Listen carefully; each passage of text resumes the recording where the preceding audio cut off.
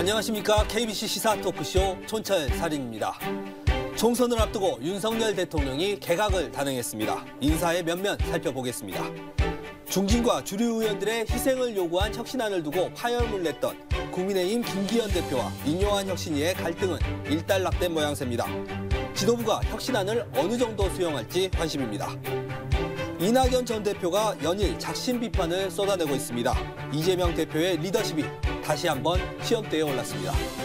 한 주간의 이슈를 속속들이 파헤쳐 촌철살인 분석해보는 시간. 국민의힘 천하람 순천갑 당협위원장, 더불어민주당 설주환 법률위 부위원장과 함께하겠습니다. 어서 오십시오. 네, 안녕하십니까. 예. 지난 한 주 쉬시면서 제가 이걸 봤는데 네. 해병대 전후에 예, 해병대 거기에 출연하셨는데 네. 그거 좀 센 거 아닌가요? 세죠. 그래서 저도 원래는 촌철살인 핑계대고 안 갈까 하다가 그게 이제 제가 그래서 간 이유가 실제로 해병대 전후회 측에서 좀 꼭 와줬으면 좋겠다라고 요청을 주셔가지고 천하람 위원장 꼭 집어서. 예, 그래서 저도 그래서 그냥 이준석 대표를 요청해서 제가 딸려가는 거면 사실 이준석 대표만 가도 되니까 저도 뭐 촌철살인도 해야 되고 안 갈까 했는데 전후회에서 딱 집어서 천하람 위원장도 꼭 좀 같이 왔으면 좋겠다라고 하셔가지고 발언도 좀 해주셨으면 좋겠다 해서 갔고, 왜 제가 그러면 그 대통령과 각을 세우는 부담에도 불구하고 갔냐 하면 이거는 대통령의 근본적 정체성과 관련된 문제다. 그래서 더 민감한 문제잖아요. 그렇긴 한데 이거를 바로 세우지 않으면은 저는 국민의힘이나 윤석열 정부가 올바른 길로 가기 어렵다. 이게 그렇잖아요. 공정과 상식이라는 게 내로남불이 돼서는 안 되는 거잖아요. 윤석열 검찰총장이 했었던 사람에 충성하지 않는다라는 말이 박정훈 대령에게도 통용될 수 있어야 이게 윤석열 정부가 진짜 공정과 상식의 정부구나라는 건데, 저는 그래서 지금이라도 박정훈 대령에 대해 가지고는 좀 전향적인 입장을 정부가 취해줬으면 좋겠다. 그런 생각 갖고 갔던 거죠. 그러면서 우리 설 변호사님 순천 출마 소식도 들으셨죠? 저는 그거 듣고 아니 설 변호사님 관양 가지. 관양. 예. 옆 지역. 관양이나 뭐 여수 가시지 왜 저런 훌륭한 후보가 또 저희 지역구에 오신다 그래가지고. 왜 그러셨어요? 다시 한번 말씀하시죠. 너무한 거 아닙니까 지금? 당사자가 있습니다 지금. 그러니까요. 이제 다행히 뭐 우리가 뒤에 얘기하겠지만은 지역구가 2개가 될 확률이 있어서 순천이 갑을러 나뉘면서 아직은 잘 모르겠지만은 그래서 서로 윈윈할 수 있는 그리고 전남에 지금 이제 세대 교체가 돼야 된다. 너무 어떤 정체돼 있고 민주당이 어찌 보면 천하람 위원장은 국민의힘의 여당에서 보수 어떤 진영에서 어찌 보면 새롭게 이렇게 시작하는 세대잖아요. 근데 지금 민주당은 저 같은 세대마저도 아직은 아직 신인, 아직 어리잖아 이런 얘기가 나오거든요. 그러니까 정말 뒤처지고 있다라는 거. 그래서 민주당이 조금 변화를 해야 한다는 생각에서 세대 교체를 이루어야지. 또 그걸 바탕으로 저는 이제 민주당이니까 정권 교체까지 이뤄내자라는 마음으로 출마를 하게 된 거죠. 우리 둘 다 흰색으로 염색하고 다녀야 돼요. 세대 교체를 이룬다는 두 분, 어쨌든 순천에서 부디 좋은 경쟁 하게 되시면 좋은 경쟁 하시고 또 하시기 바랍니다. 일단 경선을 통과해야 돼서. 경선이 더 어려워요. 자, 첫 번째 주제 들어가 보겠습니다. 총선 4개월을 앞두고 윤석열 대통령이 대대적인 개각을 단행했습니다.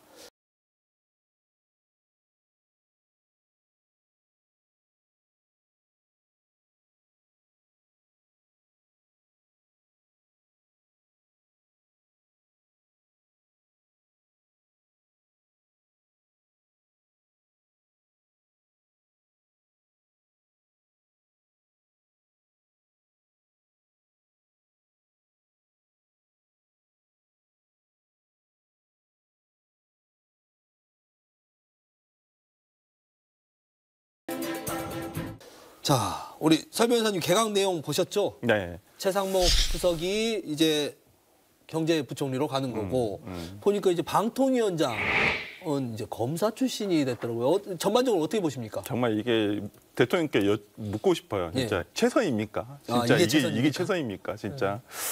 그러니까 일단은 뭐 지금 최상목 기획재정부 장관 같은 경우에는 정말 이 나라 경제를 망친 주범이라고 저는 생각합니다. 근데 정통 경제 관료로서. 근데 관료인데 왜 이렇게 못하죠? 지금 나라 경제 지표가 가리키는 건 진짜 위기로 가고 있어요. 제가 뭐 지금 우리 호남 지역만 해도 최근 이렇게 지역 뉴스를 보면 지금 전남이라든지 광주 전남의 어원 부도율이 전국에 비해서 30배가 높다는 거예요. 그걸 보니까 이거 너무 진짜 겁이 나는 게 야 이러다 진짜 제2의 IMF 오는 거 아니야? 이런 생각이 들 정도거든요. 그러니까 지금 대외 지표도 마찬가지고요. 대내 경제 지표도 좋지는 않아요. 확실히 안 좋고 지금 뭐 금리라든지 이런 부분에 있어서도 상당히 우려가 되는 거 있습니다. 최근 뉴스 잘 봐보세요. 요즘 집이 안 팔린다 그래요. 서울에서도 집이 안 팔린다 그래요. 이게 왜 그러죠? 정부에서는 지금 부동산이 지금 안정기를 찾아간다고 하는데 지금 굉장히 불안한 상태입니다. 제가 봤을 때 지금 폭탄이 터지기 일보 직전인데 그렇기 때문에 정말 이 경제부총리가 저는 최상목 전 경제수석이 과연 그대로 이 경제 기조를 가져오던 사람이 그대로 또 맡은 것이 바람직한 것인가라는 생각이 좀 들고요. 저는 그러니까 우리 뭐 문재인 정부 때도 김현미 국토부 장관에 대해서 계속 경질 요구를 야당에서 했었지만은 바꾸지 않고 가다가 결국에는 저는 이게 큰 패착에 대해서 저는 정권 교체까지 됐다고 생각하거든요. 지금 저는 경제 정책과 관련해가지고 똑같다고 봅니다. 지금 윤석열 정부 경제 정책 잘못 가고 있어요. 저는 변화가 있었으면 좋았겠다 생각하는데 여전히 그냥 미봉책에 불과한 그냥 쓰던 사람 계속 쓰겠다라는 어떤 대통령의 철학이 그대로 투영된 것은 아닌가 싶어서 좀 아쉽습니다. 저는 방통위원장으로 공격하실 줄 알았는데 경제부총리 얘기만 해주셔가지고 좋다고 생각하고 방통위원장은 이 다음에 또 할 거예요. 아직 멀었어요. 이거 뭐 경제부총리 가지고 그래요.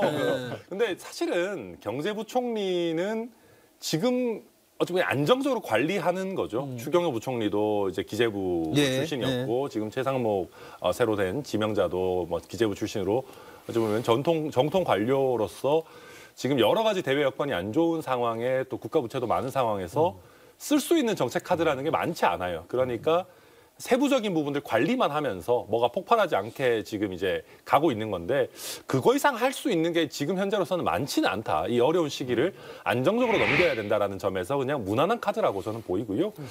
그리고 나머지 이제 여러 부처의 이제 지명자들도 보면 대부분 다 관료 출신이거나 학계 출신이어가지고 뭐 그냥 무난한 인사들인 것 같아요. 뭐 왜냐하면 지금 이제 곧 총선이니까 정치인 출신 못 쓰잖아요. 근데 저는 뭐 그냥 무난하다고 보고요. 제일 문제가 있는 거는 이제 방통위 후보자인데 문제가 있다고 보시나요? 저는 좀 안 좋다고 봐요. 방통위 후보자 김홍일 후보자가 검사로서는 뭐 좋았다는 분이고 권익위원장으로서도 뭐 잘하셨겠죠. 근데 방통위에까지 검사 출신이 온다라는 거, 특히 또 대통령과 가까운 검사 출신이 온다라는 거에 대해서는 이거는 국민들 입장에서 굉장히 부담스럽거든요. 심지어 이제 과방위에 있어가지고 청문위원으로 들어가는 허은하 의원조차도 이거를 국민들께 어떻게 설득을 해야 될지 모르겠다. 민주당에서 바로 언론 장악이라고 치고 들어올 텐데 어떻게 방어해야 될지 모르겠다라고 얘기하고 있는 상황이기 때문에 저는 이 방통위 카드는 굉장히 좋지 않다 이렇게 봅니다. 그러니까 꼭 검사야만 돼요? 이렇게 주변에 사람이 없나요? 국민들이 생각하시기 그럴 거예요.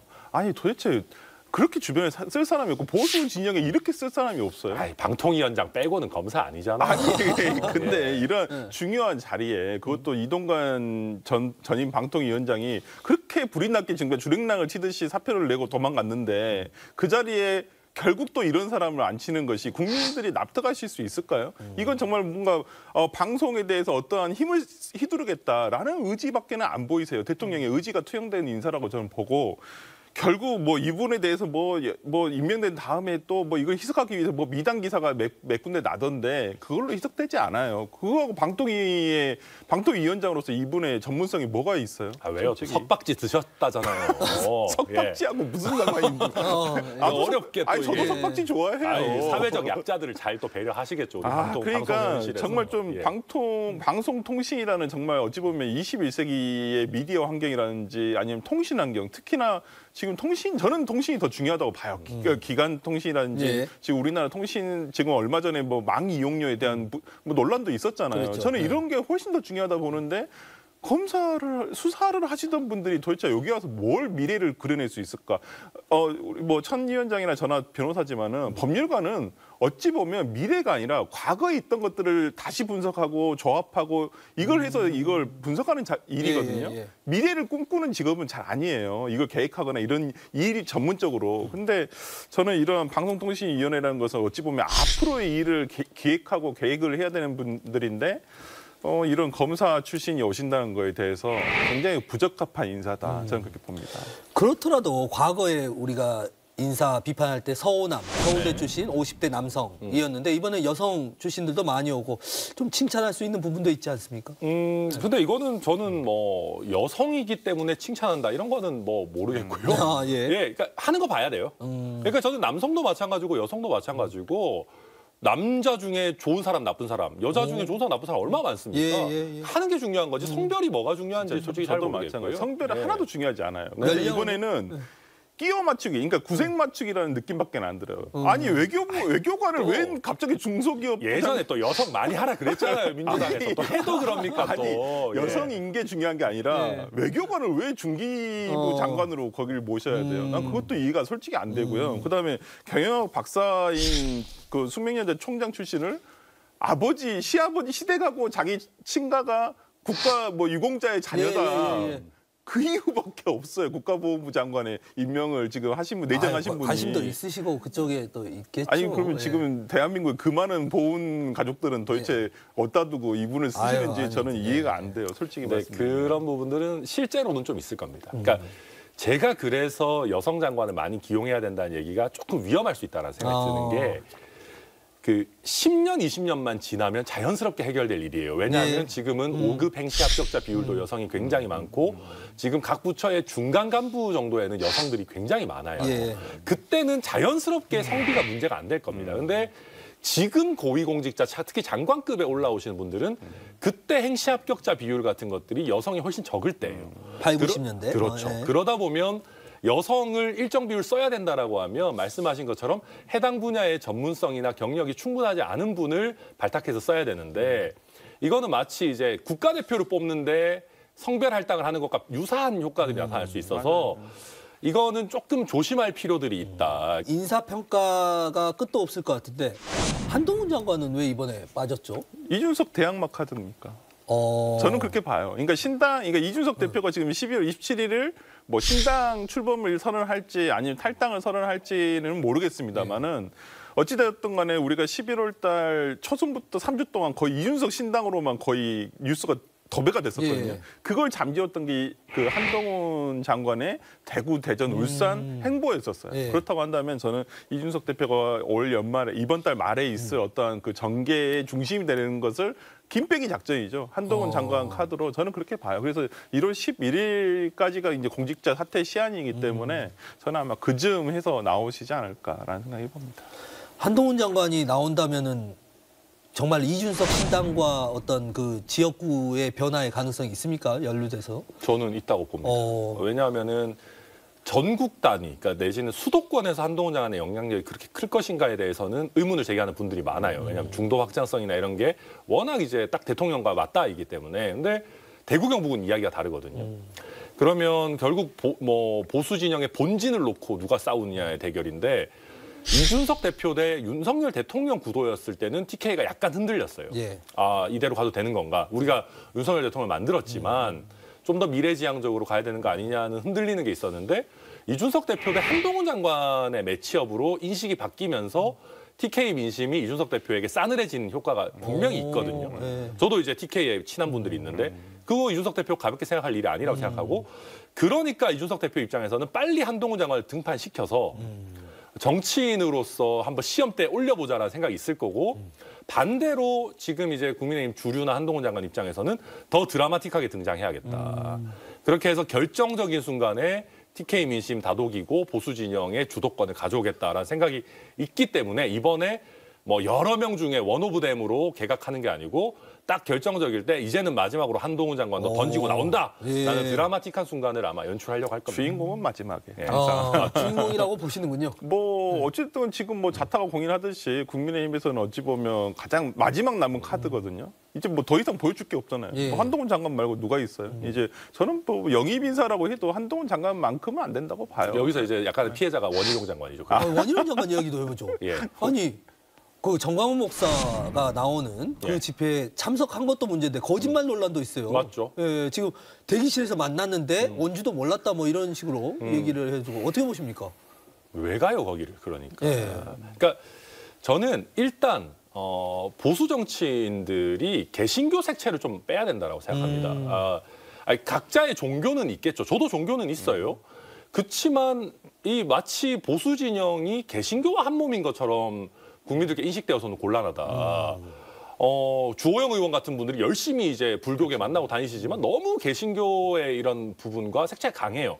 그렇기 때문에 원희룡 장관이 아무리 개인적 종교적 신념이 있더라도 현직 장관이 끝나지 않은 상황에서 간증을 하러 다니는 거 예. 자체가 저는 별로 좋아 보이지 않는다. 그럼 2단계로 개신교에 간증을 하러 가더라도 그걸 왜 정광훈 목사가 주축이 돼서 하는데 갑니까? 예. 여러 가지 해석을 나올 수밖에 없잖아요. 그러니까 이런 것들을 보면 원희룡 장관은 이미 개혁 세력이나 중도 세력보다는 약간 전통적 보수 지지층 쪽으로 확 틀기로 한 거 아닌가. 지난번 대선 경선에서 어떤 국민의힘 주류의 큰 사랑이나 조직표의 혜택을 못 본 거를 이제 노선을 변경해서 잡으려고 하는데 미안한 말씀이지만 그거는 이미 한동훈 장관이 하고 있어요.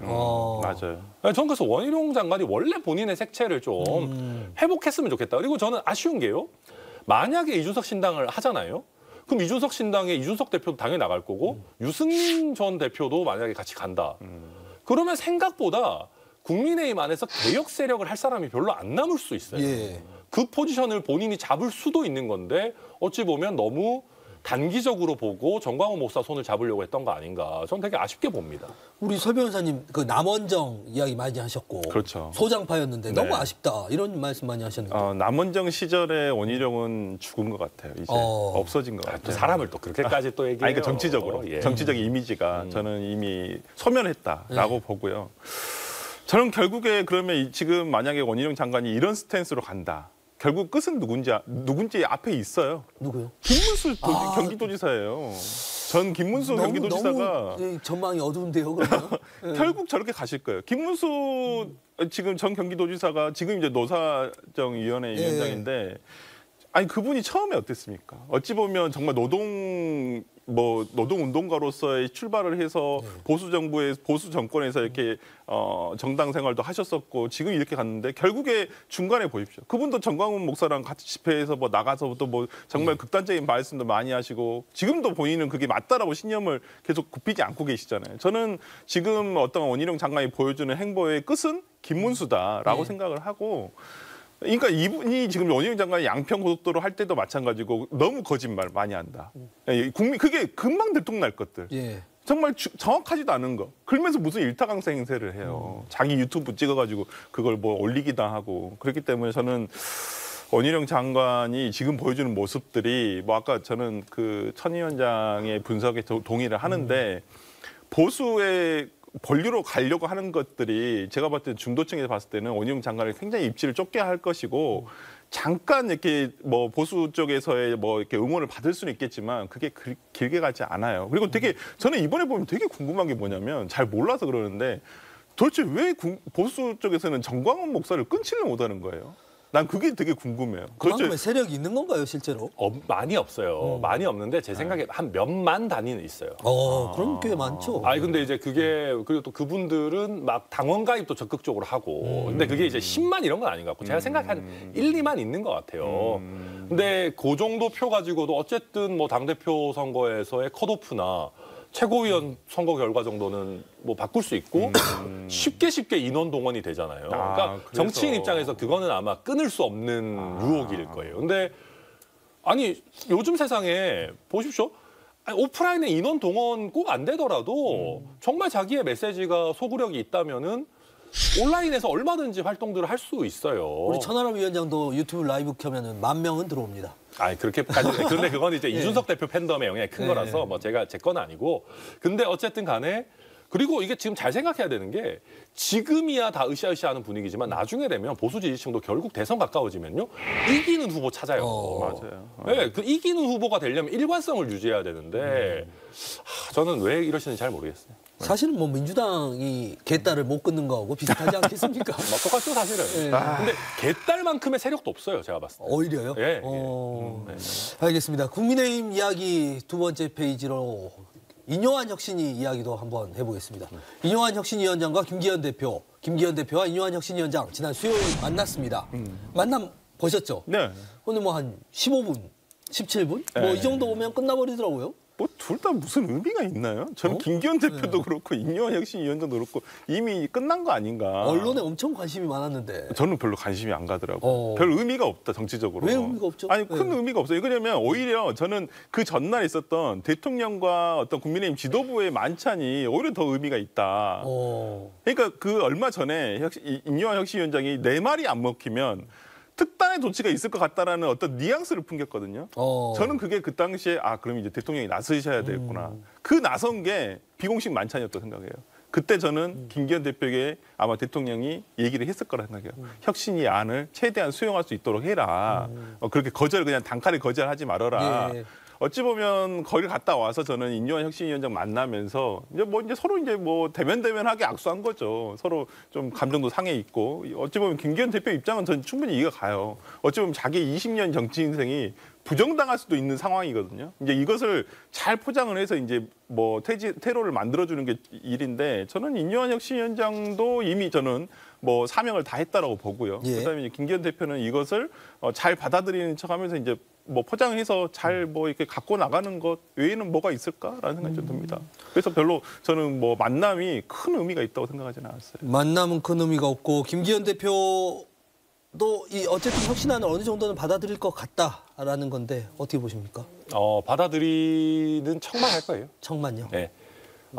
저는 이거는 김기현 대표의 완전한 한판승이라고 생각합니다. 그래요? KO 승. 예. 인요한 위원장은 김기현 대표에게는 거의 축복과도 같았다. 네? 맞아요. 왜냐하면 강서구청장 선거 치고 김기현 대표 거의 촌각에 달려 있을 때 정치 생명이 인요한 위원장이라고 하는 굉장히 강한 캐릭터 갖고 있는 인물이 나와서 그 포화를 다 흡수해 준 거예요. 그러면서 시간을 완전히 잘 끌어줬어요. 그러니까 지금 당내에서 무슨 얘기가 나오냐면 김기현 대표가 진짜 그 대중적인 정치는 몰라도 내부 정치는 잘하신다. 시간 잘 끌었고 지금 이 여론을 어떻게 끌고 가고 있냐면 비대위로 가기에는 늦었다. 그리고 내가 당대표를 해도 어차피 선거의 얼굴은 한동훈 장관이 할 거니까 괜찮다라는 걸로 지금 당내 여론을 끌고 가고 있어요. 그리고 그게 먹히고 있어요. 그래서 지금 인요한 위원장이 온갖 되게 대사면부터 시작해서 희생이니 멋있는 키워드는 내놨지만 현실화 안 하면서 김기현 대표는 잘 버텼거든요. 그리고 이제는 저는 김기현 대표가 대통령의 압박으로부터도 자유로운 순간까지 왔다고 봐요. 지금이요? 네, 한번 잘 보십시오.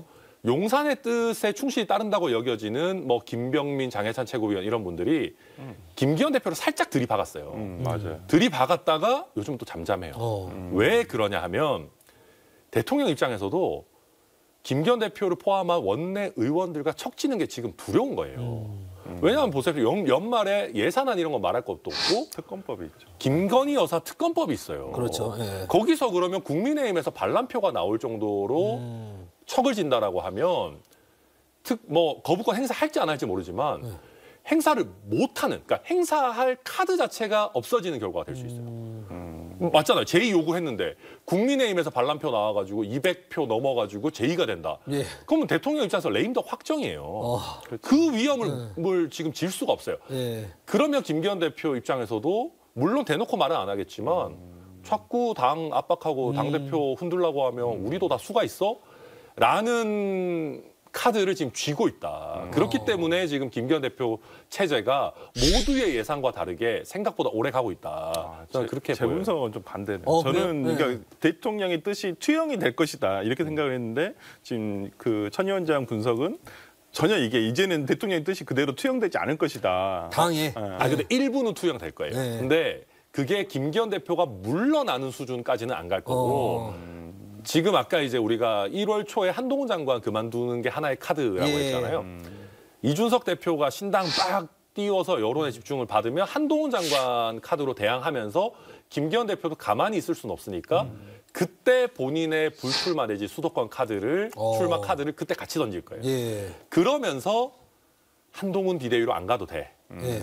나도 내가 희생할 테니까 당대표 자리는 지키면서 한동훈 선대위로 가자라는 걸로 설득을 아마 그러니까 할 조기 거예요. 선대위 체제로 가게 되면 어차피 뭐 당 지도 선대위가 그때는 주가 되기 때문에 어차피 뭐 당 대표는 큰 의미는 없죠. 그냥 맞죠. 공동 선대위 위원장 중에 한 명 정도가 될 수 있기 때문에 저도 참 고민해봤는데 김기현 대표 입장에서 지금 총선이 녹록하지 않은 상황에서 총선 패배에 책임을 지는 위치에 굳이 꼭 있어야 될까라는 고민을 해봤거든요.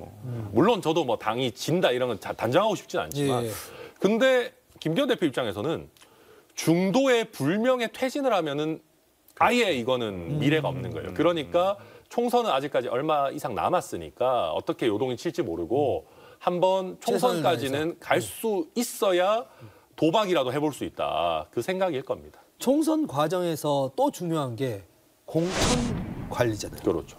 공천 관리에 대한 이것이 용산에서 이루어질 것이다. 뭐 김기현 대표가 할 것이다. 뭐 이런 전망도 있는데 어떻게 보십니까, 그거는? 저도 몇 달 전에 저한테 물어보셨으면 거의 100% 용산에서 할 겁니다. 이렇게 말씀드렸을 텐데 네. 지금은 꼭 그렇지는 않은 것 같아요. 왜냐하면 김기현 대표가 현역 의원의 거의 압도적인 지지를 받았잖아요. 현역 의원들이 저도 좀 지지해 주셨으면 저도 좀 잘 갑자기 슬픈 생각이 들어요. 그거와 상관없이. 네. 그렇기 때문에 김기현 대표의 힘뿐만이 아니라 김기현 대표를 밀어서 내공천을 확보하고 싶었던 의원들의 권력욕도 김기현 대표 체제에 같이 무게를 싣고 있는 거예요. 그렇기 때문에 용산에서 일방적으로 치고 나오면은 생각보다 꿈틀할 거다. 그래서 그걸 용산도 아니까 어느 정도는 타협하면서 갈 수밖에 없는 지금 환경까지 왔다. 그렇기 때문에 김기현 대표를 지지하는 지탱하는 힘은 다른 게 아니고 예. 김기현 대표에게 배팅했던 의원들의 권력욕이에요. 그것 때문에 아직 지속이 되고 있는 거예요. 용산의 물갈이가 막힐 수도 있다.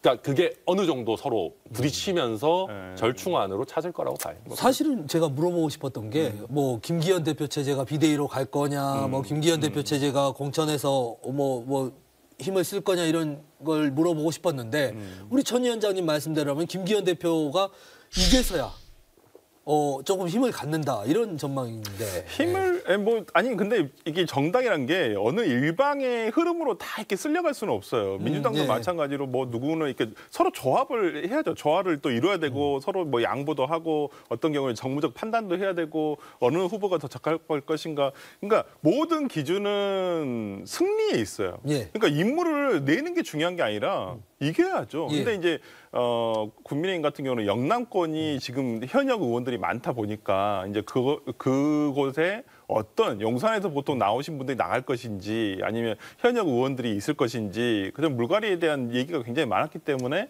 이런 부분 김기현 대표가 거의 용산의 어떤 오더를 그냥 수용하지 않을까 했었는데 뭐 지금 천 위원장님 말씀 들어보면 당내 상황이 꼭 그렇지만은 않다라는 예. 것이니까 한번 두고는 봐야 되는데 뭐 김기현 대표는 지금 말씀대로 하면 진짜 김기현 대표 없는 김기현 팀이죠. 홍철 없는 홍천 팀인데 예. 그냥 뭐 자기는 뒤로 빠져 있으면서 뭐 앞에 조금 뭐 한동훈 장관이라든지 원희룡 장관이라든지 이런 선수들을 조금 더 전면에 배치를 하는 뭐 그렇게 나오지 않을까 싶네요. 그거는 미봉책이고 근데 사실 한동훈 장관을 내세우고 자기가 앉아 있는 것은 지금 현재 있는 현역 의원이라든지 원외 인사들은 김기현 대표 체제로 과연 수도권이나 충청권 뭐 이곳에서 승리할 수 있겠냐 이런 여론은 없습니까? 당연히 많죠. 근데 그 여론을 얘기할 사람들이 힘이 없어요. 예, 그러니까 수도권에 의원이 너무 없고 충청권에서도 지난번에 다 떨어졌잖아요. 그러니까 충청권에서도 굉장히 국민의힘 당세가 센 데들만 됐거든요, 지난번에. 그러니까 그분들은 공천이 중요하지 본선 걱정이 별로 없는 거예요, 지금. 그렇죠. 그러다 보니까 위기감을 제대로 원내에 전달해 줄 사람이 없다. 그게 가장 크고요. 그것보다도 아까도 말씀드렸지만 김기현 대표에게 힘을 실었던 현역 의원들은 내공천이 중요한 거예요. 당의 전체적인 판세보다. 이거 한번 보십시오.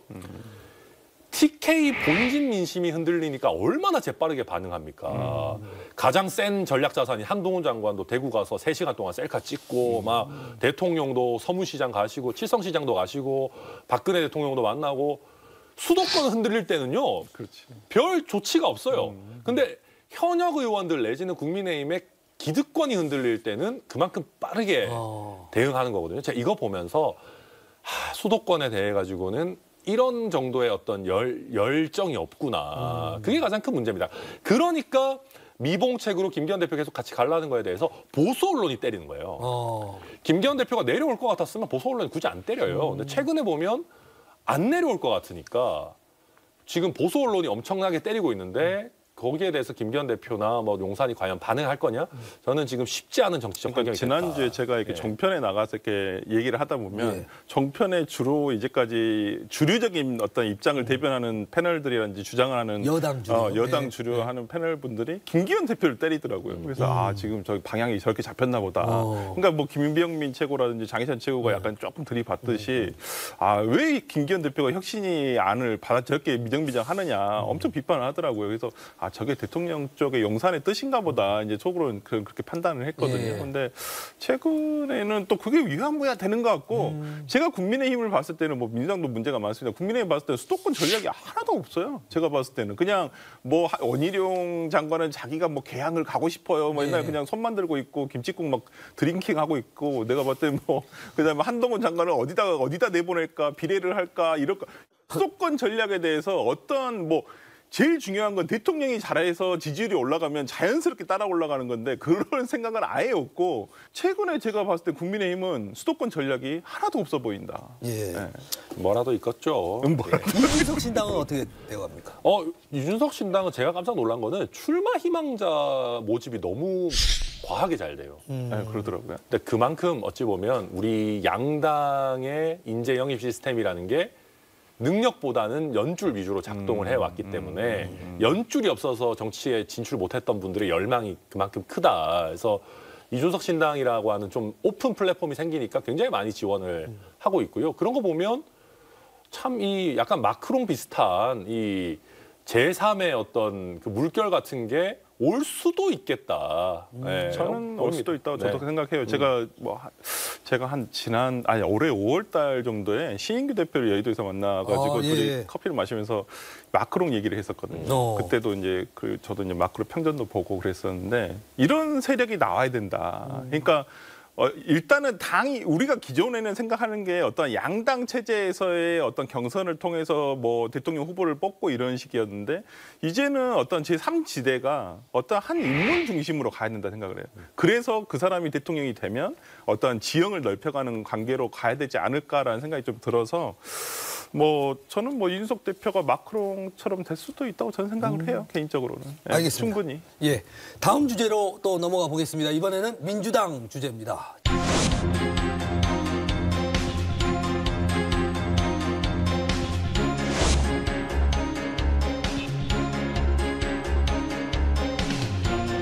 당의 상황에 대해서 많이 걱정하고 이렇게 해서는 안 되는데 하는 얘기들을 많이 나눴고요. 정세균 총리와는 단둘이 식사한 적이 있었습니다. 그때도 역시 많이 속상해 하셔서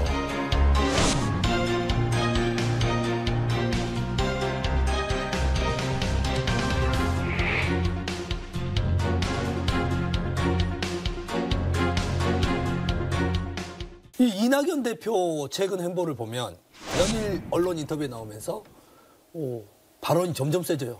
이제는 신당 창당까지 이야기가 나오는 것 같아요. 어떻게 보십니까? 당초에 얘기를 하실 때는 저도 뭐 탈당을 한다거나 어떤 신당 창당을 염두에 두고 하시는 말씀은 아니라고 생각을 했었거든요. 근데 계속적으로 그러니까 최근 며칠 사이에 보이는 워딩은 이제는 당을 통해서 뭐 국가의 발전을 뭐 도모하고 싶다는 생각은 없다라는 생각을 말씀을 이렇게 하시는 걸 보고 이제까지의 어떤 이낙연 대표의 워딩 수준이라든지 어떤 이러한 내용을 봤을 때는 결심을 하신 건 아닌가 하는 생각이 좀 들 정도로 조금 우려스럽습니다. 개인적으로는 안 나가셨으면 좋겠는데 탈당 안 하셨으면 좋겠는데 저는 상당히 지금 민주당이 굉장히 기로에 놓였다. 이 연말 전국이 진짜 이준석 신당도 있지만은 지금 민주당이 갑자기 소용돌이에 빠지는 느낌이어가지고 좀 불안합니다. 솔직히.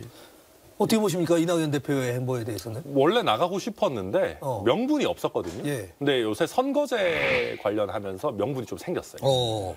그러니까 지금 뭐 이탄희 의원도 뭐 열심히 하고 하는데 이낙연 총리 입장에서도 이렇게 선거제를 퇴행을 시키려고 하냐. 이거는 더 이상 뭐 김대중 노무현의 민주당이 아니다라고 얘기할 수 있는 명분을 준 거예요. 그전에는 컷오프를 막 세게 하지 않는 한은 명분이 없었을 수도 있어요. 네. 뭐 경선을 했는데 당원들이 뭐 친명 후보들을 다 뽑고 뭐 윤영찬 의원을 비롯해서 뭐 친문이나 아니면 이낙연 대표 가까운 소위 말하는 낙계 의원들 다 떨어뜨린다 그러면 뭐 어쩌겠습니까? 어떤 의미에서. 근데 그 단계가 오기 전에 뭔가 명분을 찾아서 나가려면 나가야 되거든요. 경선에서 지고 나면 아무것도 못하니까. 예. 그랬는데 이제 명분을 잡은 거죠. 선거제 개혁이라고 하는 민주당 진영에서는 누구도 명분 면에서는 태클을 걸 수 없는 거를 잡았고 그런 상황에서 이제 김부겸, 정세균 이런 분들이랑까지 연대 가능성을 열어놓고 소위 말해서 삼총리가 뭉쳐가지고 나간다라고 하면 꽤 파급력이 있거든요. 그래서 그럴 가능성까지 저는 있다고 봐요. 실제로 김부겸 총리도 와이프 분이랑 교통정리를 했다라는 소문이 여의도에 들리잖아요. 네? 탈당과 관련해서. 그러니까 현실 정치를 그만하겠다라는 원래 가족과의 약속 같은 게 있었는데 그렇죠. 와이프 분과 한 번만 더 하겠다라는 합의를 했다는 소문이 지금 들리고 있기 그래요? 때문에 꽤 삼총리 설이 이제 양평에 불이 붙었다. 저는 그렇게 봅니다. 민주당에서 그러니까 지금 이미 탈당한 이상민 의원이라든지 지금 있잖아요. 그런 세력들이 있잖아요. 현재. 비명계, 원칙과 혁신계. 상식 모임도 있고 뭐 이번 주 일요일 날 또 국회에서 또 지금 이낙연 대표 측과 원칙과 상식이 지금 세미나를 한다고 이제 예정이 돼 있어요. 그래서 그곳에서 또 무슨 목소리가 나올지는 모르겠습니다만은 저는 일단 좀 탈당을 안 하셨으면 좋겠다라는 좀 마음도 있고 그다음에 탈당이 꼭 답이 아니다라는 생각이 들고 이낙연 대표가 물론 실체는 있어요. 지지에 대한 실체는 있는데 그것이 어떤 지역구 의원을 당선시킬 정도는 아니에요. 그리고 선거제 관련해가지고는 우리 당 내에서도 위성정당 방지법을 발의한 의원 75인 중에는 친명도 있고 비명도 있으세요. 그리고 지금 위성정당 그러니까 연동형 지금 현행 선거법을 유지하자는 건 오히려 광주의 민영배 의원 같은 경우도 거기에 끼어 있거든요. 그러니까 이건 친명 비명의 문제는 아닌데 어찌 보면 원칙론과 현실론에서 사이에서 어떤 민주당이 가져가야 될 방향을 지금 얘기를 하고 있는 것이거든요. 그런데 이걸 잘 조화롭게 얘기를 해야 된다라고 보여요. 근데 저도 솔직히 어떤 경우에는 그냥 뭐 지금 지도부 측에서 하고 있는 병립형으로 돌아가야 된다고 생각이 들 때도 있고요. 그래도 이게 원칙적으로 지켜가야지. 정치 발전을 위해서는 이 다당제라든지 어찌 보면 여러 가지 열려있는 구조로 가는 게 더 맞다라고 생각도 하는데 이게 쉽지 않은 결정인 것은 사실이에요. 그러니까 지도부의 고충도 충분히 알겠어요. 이건 현실적으로 이것을 위성정당을 안 만든다는 전제하에서는 의석을 지금 국민의힘 위성정당을 만들어버리잖아요. 거기 비난을 하지만은 근데 또 국민의힘은 할 얘기가 있어요. 원래 자기들은 연동형을 반대했었다. 그렇게 얘기해버리면 민주당으로서 참 난감한 상황이기 때문에 이 부분을 어떻게 결정을 해야 될지 저조차도 되게 왔다 갔다 하는 부분이 있어요. 현실과 이상차 사이에서 고민이 있는 지점이고 다만 이것이 명분이 되어서 이낙연 전 대표가 활동의 보폭을 넓히고 있는데 그렇죠. 그렇다면 신당을 만들었을 경우 그 성패 여부는 어떻게 보십니까? 애매하죠. 진짜 애매합니다. 왜냐하면 호남에서의 지지도 사실 예전 같지는 않고 그리고 지금 이재명 대표에 대한 비호감이 분명히 호남에도 있어요. 민주당 지지자분들 사이에서. 근데 제가 느끼기에는 그 비호감도의 정도가 대통령에 대한 비호감에 달하지는 않아요. 그러니까 우리 지역만 놓고 예. 보면. 그러면 이낙연 대표가 따로 나와도 호남 민심이 대통령과 가장 직접적으로 각을 세우고 싸우는 사람에게 밀어주자라는 쪽으로 움직일 수 있거든요. 예. 그렇다고 하면은 설 변호사님 말씀하신 것처럼 뭐 약간 지역구 당선자를 내기에는 애매한 그런 지지세로 갈 수 있어요. 그리고 또 재미있는 거는 이준석 신당이 호남에서 얼마나 지역구 후보를 낼지는 모르겠지만 대통령과 맞서 싸우는 그 지지세를 또 이준석 신당도 또 일정 부분 가져갈 수도 예, 있거든요. 예. 되게 혼란한 상황이라서 이 지금 호남에서 완전 일당을 이낙연 신당이 가져간다? 그거는 녹록치 않은 저는 판세다. 그러면 결국 비례 정도 예. 몇 석 하고 많은 최악의 상황이 될 수도 있다. 그래서 갑자기 불거진 게 이준석 신당의 이낙연 전 총리가 그러니까 그런 이야기가 나와요. 가담할 수 있냐, 네. 합류할 수 있냐. 네. 정말 상상조차도 하기가 힘들었던 조합이긴 한데. 그 글쎄요. 정도의 조합이면 정말- 송영길 전 대표도 들어올 수 있는 거 아니에요? 거기는 뭐 같이 안 한다니까. 이준석 네. 대표가 송영길 대표가 정말 죄송한 말씀이지만 네. 송 대표님은 저도 이렇게 오늘 방송을 오면서 네. 생각을 진짜 많이 해봤거든요. 네. 송 대표님에 대한 주제가 나오면 뭐라고 해야 될까.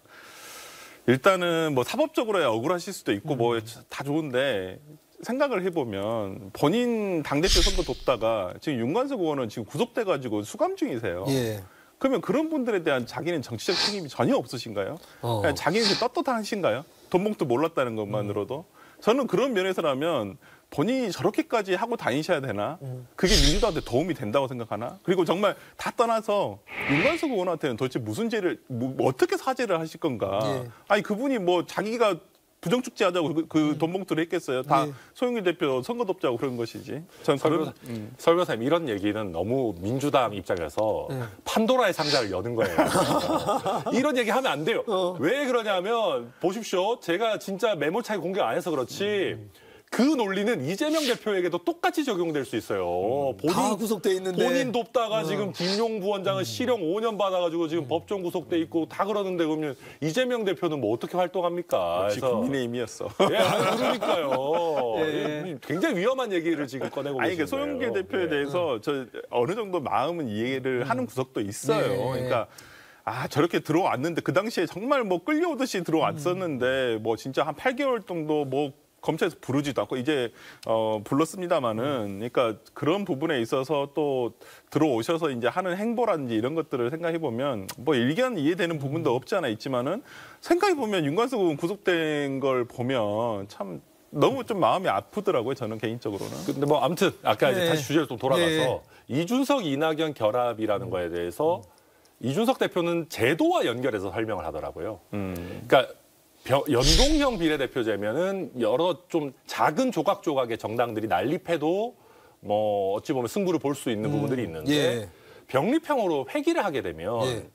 큰 덩어리의 정당들이 아니면 살아남기가 어렵다. 특히 권역별이면 더더욱 그렇죠. 권역별이면 더더욱 그렇죠.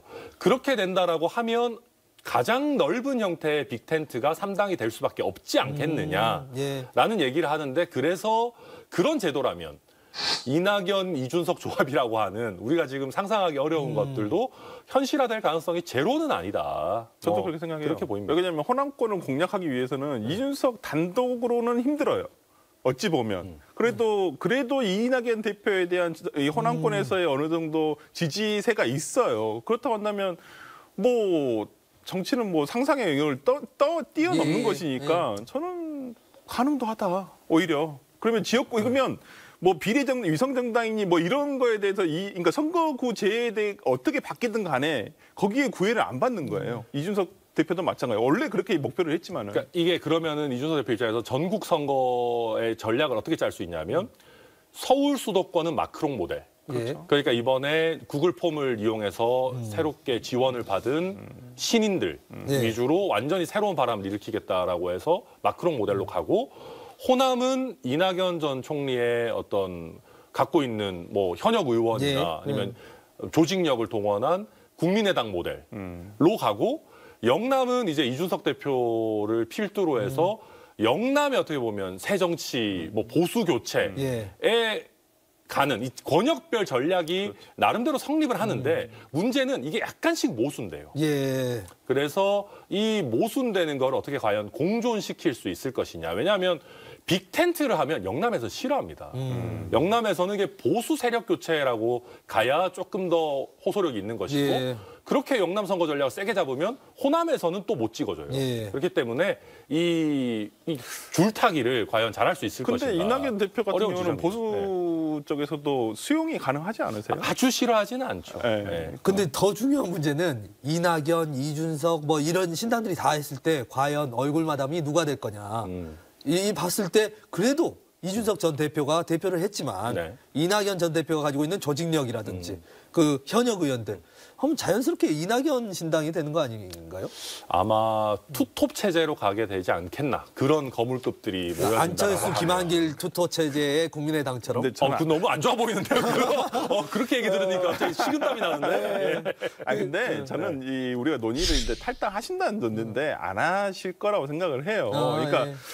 뭐 마치 윤석열 대통령과 이준석 대표 간의 어떤 갈등 관계가 막 불거졌다가 이게 뉴스가 됐다 이게 봉합하면서 뭔가 시너지가 나는 저는 그렇게 갔으면 좋겠어요. 이낙연 대표가 이재명 대표와 이낙연 대표의 관계가요. 그렇지 그렇게 예. 갔으면 오히려 민주당에게 그나마 시너지가 됐을 너무 희망회로 아닙니까 이거는? 그러려면 예. 사실 길을 지고 있는 게 이재명 대표 아닌가요? 그러니까 이재명 저는 그렇게 생각해요. 이재명 대표께서 저는 지금의 뭐 전직 총리 우리 당에 어찌 보면 정말 자산들이세요. 그렇죠. 네. 정말 뿌리이기도 하고 이분들을 그냥 그 우리 당원들 특히나 뭐 개딸들이라든지 이런 분들이 이분들을 현명한 정치인으로 만들어서는 안 되는 거예요. 이분들에 대해서 우대를 하라는 게 아니에요. 예. 존중해주고 이런 목소리도 있고 이런 목소리도 있는 게 이게 다 우리 당의 하나의 전략 기술이 될 수도 있는 것이기 때문에 네. 정말 소중히 담아둘 수 있는 것을 해야 되는데 지금 이재명 대표께서는 그런 부분을 안 하시고 있다. 그냥 방치하고 있는 것인지 아니면 본인도 무슨 생각이 있으실 것 같긴 한데 좀 이런 어떤 포용하거나 아니면 정말 손을 잡는 모습을 진정으로 손을 잡는 모습을 좀 보여주실 필요가 있다. 그래야 당원들이 안심을 하는 거예요. 근데 지금 보면 진짜 당이 꼭 깨질 것처럼 지금 하고 있는 이 분열된 모습이 당원들이 보시기에도 안 좋거든요. 예. 설 변호사님의 이 열정적인 웅변은 저도 공감은 하나 이재명 대표가 현실적으로 할 수 있는 게 없어요. 사실 물러나는 수밖에 없는 거 아니에요? 물러날 수밖에 없어요. 왜냐하면요. 지금 그 원칙과 상식 그룹이나 이낙연계 쪽에서 원하는 게요. 공정한 경선을 붙여달라가 아니에요. 그리고 공정한 경선을 붙여준다고 해도 이재명 대표가 마이크 잡고 개딸이라고 하는 분들한테 저 그 비명계 찍어주세요라고 할 수는 없어요. 그냥 공정하게 해주세요라고 해봤자 그건 아무 의미가 없고 그러면 지금 원칙과 상식이나 소위 말한 낙계에서 원하는 건 뭐냐면 경선 해봤자 친명 당원들한테 밀려가지고 본인들이 지게 생겼으니 단독 공천해달라는 거예요 사실상. 그게 아니면은 경선은 수용 못해요. 뭐 비대위 체제로 하면서 공천 관리를 좀 그렇게 해도 아니, 근데 오히려 이재명 대표가 비극적으로 물러나잖아요. 밀려서 물러나면 개딸이라고 하시는 분들이 더 친명 후보 뽑을 거예요. 아니 근데 제가 이 뭐 솔직히 원칙과 상식 이 모임에 계신 분들도 이렇게 뵙고 얘기를 들어보면 공천 때문에 그런 건 아니세요. 진짜 본인들은 진짜 제가 직접 듣기로는 정말 험지 출마도 자기 생각하고 있다. 오히려 후배들에게 정말 새로운 길을 열어줄 수 있으면 자기들은 진짜 이 정치 한번 쉬어도 된다. 이렇게 그 말씀 많이 생각하고 계세요. 하시더라고요. 진짜로. 모욕적이다. 아니 자기 공천이라면 이재명 대표에 대해서 비판 안 하면 돼요. 그냥 조용히 있으면 오히려 지역 가서 그냥 조용히 그냥 지역민들 만나면서 지역구 다지고 있으면 돼요. 굳이 이렇게 뭐 시끄럽게 얘기하면서 공천 달라고 할 필요가 전혀 없죠. 저는 그래서 뭐 공천 때문에 그렇다라는 것은 너무 이분들의 의지를 폄하하는 것이라고 생각을 하고 어찌됐든 간에 당이 이런 목소리들이 있다. 건강한 모습이라고 저는 생각을 해요. 뭐 개딸분들은 뭐 싫어할 수도 있고 그러겠지만은 과거에도 있었어요. 김대중 대통령 때도 뭐 그때 당시에도 뭐 조승영 의원이라든지 항상 김대중 대통령 때 쓴소리 하신 분이 있었지만 그때도 김대중 대통령은 조승영 의원을 감싸 안고 그래도 우리 당의 소중하신 분이다라고 얘기를 했던 분이에요. 그렇기 때문에 저는 이재명 대표도 약간 좀 그런 모습을 보여주실 필요가 있지 않냐 생각합니다. 알겠습니다. 이제 마지막 주제 짧게 좀 언급하고 넘어가 보겠습니다. 마지막 주제는 선거구 획정인데요. 이게 사실은 어떤 쟁점이 된다기보다는 이제 지역 주민들도 아셔야 될 거 아닙니까? 지금 현재 서울과 전북에서 한 석씩 줄었고 지금 인천 경기에서 한석씩 는 안이 국회에 제출이 됐고 이게 논의가 됐는데 자 전반적으로 일단은 너무 늦어요. 너무 늦죠. 응.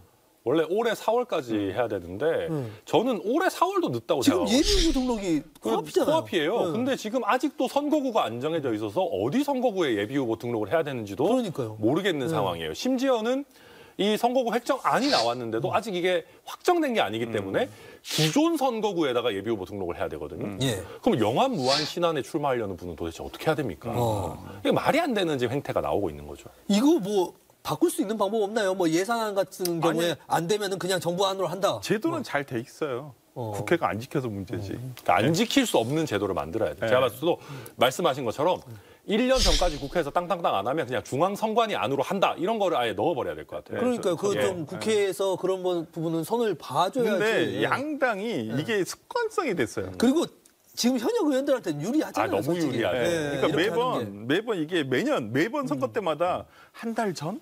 획정안이 그러니까 그러니까 선거 지금 제도에 오히려 몰입하고 있는데 더 중요한 건 지역구에서 뛰시는 분들은 선거구 획정안이 더 당연히 중요해요. 그렇죠. 근데 예, 운동장 크게 이게 확장이 돼야죠. 선거구 획정안이 지난 선거에서도 순천 같은 경우 보십시오. 뭐 그 일부를 떼어서 광양에다 붙여주는 게 이거 한 달 전에 그렇게 된 거예요. 그렇기 때문에 저는 뭐 이 부분에 대해서는 제도적으로 다들 심각성은 느끼지만 양당이 올해 4월이 됐어도 이거에 대해서 논의를 하나도 안 해요. 하나도. 오히려 그때만 해도 국회의장만 그냥 야 이거 해야 된다. 빨리 해야 된다. 얘기만 하고 중대선거구제 얘기만 관심이 하고. 아예 없었죠. 네, 그때. 관심이 진짜 없어요. 제가 봤을 기대도 때. 없었고요. 근데 이걸 정말 좀 강제 규정을 좀 둬야 되지 않을까라는 생각이 듭니다. 네. 순천은 지금 나뉘면은 순천은 나뉠 가능성이 좀 있다고 보십니까? 전남으로만 봤을 때? 저도 참 그 정치인으로서 아직 그 무게감이 얕다. 그러니까 무게감이 좀 그 뭐랄까요? 좀 가볍다라고 생각했던 게 순천 분구 이 순천 분구가 발표되고 나서 막 만세 막 이런 글을 올렸거든요. 그래서 제가 그걸 올리면서 약간 좀 나중에 이제 한 하루 지나고 생각했던 게 이게 사실 보면은 제로섬이잖아요. 순천이 잘 되면 어딘가는 피해를 보는 거 아니겠습니까? 예. 제가 막 와 전남도 열석 유지했고 순천도 분구됐고 막 대환영입니다 이랬는데 또 하루 지나고 보면 전북한테 또 죄송스럽고 또 하루 지나고 보면 전남 서부권에도 좀 죄송스럽고 하는 마음이 있는데 어찌 됐든 간에 순천 입장에서는 잘된 일이고 순천 입장에서는 유지될 가능성이 좀 높다고 봅니다. 왜냐하면 지난번에도 여수보다 순천 인구가 많아서 여수를 분구할 거면 순천도 분구해야 된다. 예. 그 논리가 당연히 말이 됐는데 정치공학 때문에 순천이 피해를 봤거든요.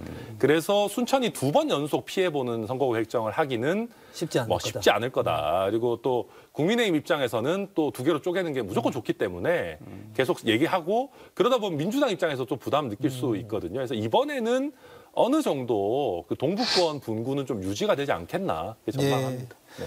네. 예, 이번 주 이야기는 여기까지 하고요. 끝으로 저희가 촌철살인이 진행을 한 지 한 1년여가 됐는데 오늘을 마지막으로 이제 막을 내리게 됐습니다. 뭐 선거 일정도 있고 해서 막을 내리게 됐는데 많은 분들이 생각이 납니다. 뭐 곽관영 위원장 지난주에 오셨던 뭐 신인규 대표, 김재섭 위원장, 조기동 작가, 뭐 김동연 경기지사도 생각이 나고요.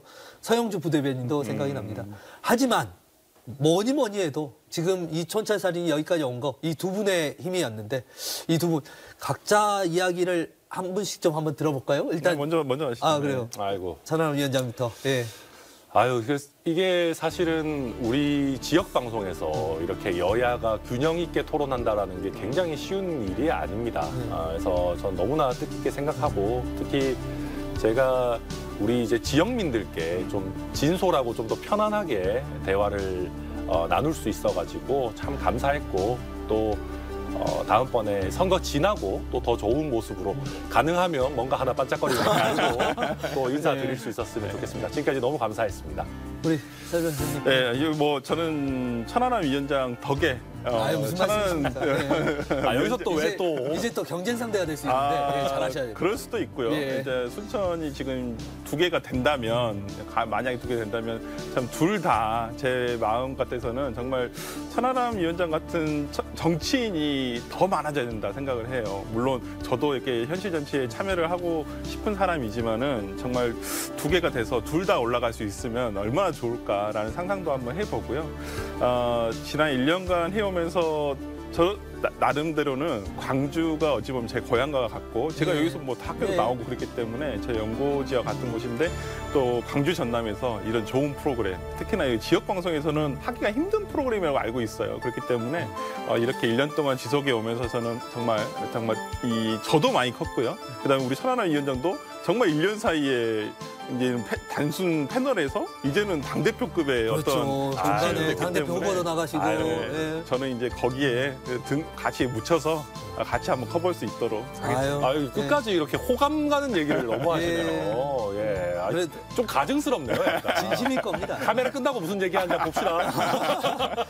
저희가 사실은 이 정치를 주제로 토론회를 하면서 이 토론이 또 이 인터뷰가 조금이라도 우리 사회와 정치를 나아지게 할 수 있을까 이런 고민들을 많이 했는데 진행을 하면서도 저 이런 생각을 했습니다.